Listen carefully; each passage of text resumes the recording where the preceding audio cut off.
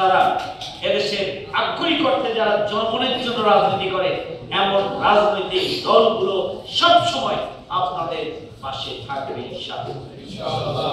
মেয়েকে পাবেন না, আপনি আপনার ভাইকে পাবেন না, আপনি আপনার বোনকে পাবেন না, কিন্তু যে নতুন বাংলাদেশ আমরা পেয়েছি, যতদিন বাংলাদেশ থাকবে ততদিন শহীদ এবং আহতদের এই কীর্তি গাথা বাংলাদেশের অনাগত ভবিষ্যৎ মানুষের জন্য অনুপ্রেরণা হয়ে থাকবে। তারা দোয়া পাবেন, তারা রাষ্ট্রীয় পৃষ্ঠপোষকতা পাবেন, তারা এদেশের আক্ষরিক অর্থে যারা জনগণের জন্য রাজনীতি করে এমন রাজনৈতিক দলগুলো সব সময় আপনাদের পাশে থাকবে ইনশাআল্লাহ।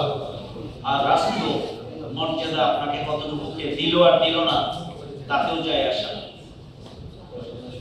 কারণ আপনারা সত্য এবং সুন্দরের জন্য লড়াই করেছেন। আপনাদের পরিবারের সদস্যরা অন্যায়ের বিরুদ্ধে সংগ্রাম করতে গিয়ে জীবন দিয়েছেন। আপনাদের পরিবারের সদস্যরা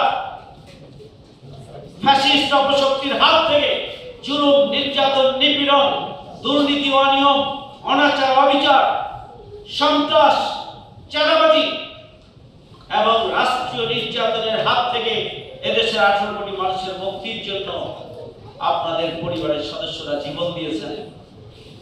আপনারা আহত হয়েছেন, আপনারা ক্ষতিগ্রস্ত হয়েছেন, বিপর্যস্ত হয়েছেন। এই যে আল্লাহর প্রতি সংগ্রাম, সত্য সুন্দরের জন্য সংগ্রাম, কল্যাণের জন্য সংগ্রাম, মানুষের জন্য সংগ্রাম হচ্ছে আল্লাহর পথে সংগ্রাম। যারা আল্লাহর পথে সংগ্রাম করে যারা জীবন দেয়, আল্লাহ তাদেরকে বলেছেন শহীদ। যারা আহত হয়, শহীদ হতে পারে নাই, আল্লাহ হয়তো শহীদ হিসেবে কবুল করেন নাই, তারা হচ্ছেন গাজী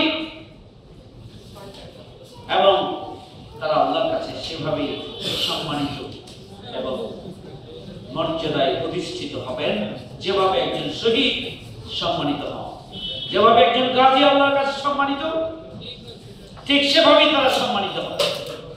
সুতরাং দুনিয়ার রাজনৈতিক দলগুলো, সরকার যদি আপনাদের ভুলেও যায়,